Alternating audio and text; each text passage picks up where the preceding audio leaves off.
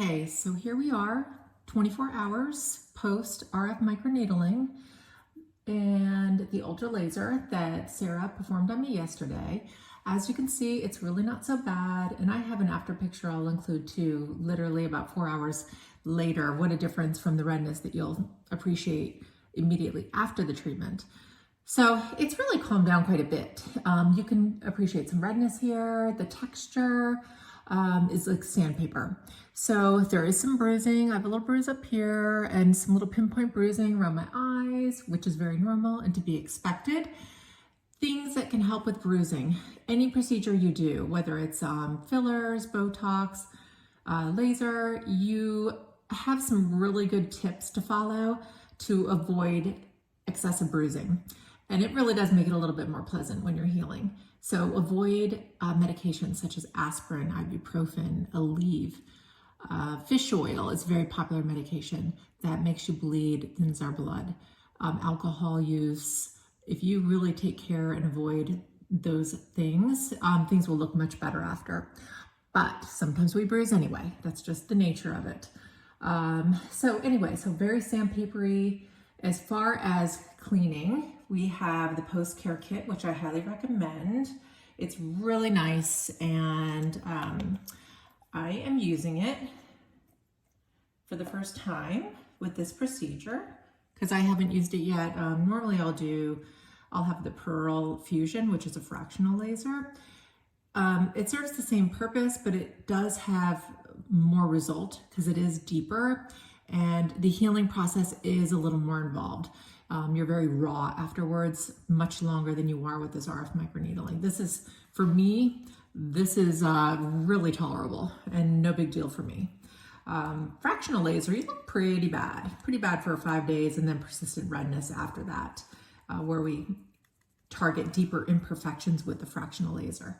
But RF microneedling is a great treatment for people who don't want as much downtime, but still want to have target those same complaints that fractional does. So this comes with a little pre-made solution. It's perfect. And you put it into the cups and you get your little container with all your cups in here. And then there are these really handy little pieces of gauze that come in little compressed rolls. And then when you place it in the cup, let it soak up all the fluid, and then it expands. So always make sure that you wash your hands thoroughly with antibacterial soap before you touch your face. And that way we can avoid infection risk. And then this towelette is nice. You just soak. It feels really good. If your skin is a little sensitive or if it's still burning, you soak. And then it comes with little containers of everything you need afterwards as well. And you can just leave it on your face as long as you like. Sarah did include my neck as well, so make sure I soak. I've already done this a couple times today. This is my third one today. And like I said, this is pretty much exactly 24 hours after my procedure. Okay, and you can dispose of that. So for the first day, there is a post-care soothing mask. And then this is what I'm gonna put on. It's a little gel and it just comes out like that. Nice and clean. And I'm just gonna put it all over my face. And my neck too. And ideally we wanna avoid sunscreen that first day. Day 2, unless you feel uncomfortable, you are certainly welcome to put sunscreen on. So try to avoid daylight. I do have the shield that I wear. If I'm gonna go out, I can wear the shield to get to work. I don't have windows at work. So I'll put my little sun shield on that I showed you earlier, and I can go about my business. And then the skin will start to peel a little bit, probably by tonight or tomorrow. I'll start to notice a little peeling. And then you have a little soothing balm you can start using as well. It's a little richer in texture. So this feels really good too. This has a little bit more of a Vaseline Aquaphor texture.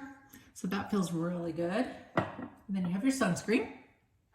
I will start using that tomorrow morning.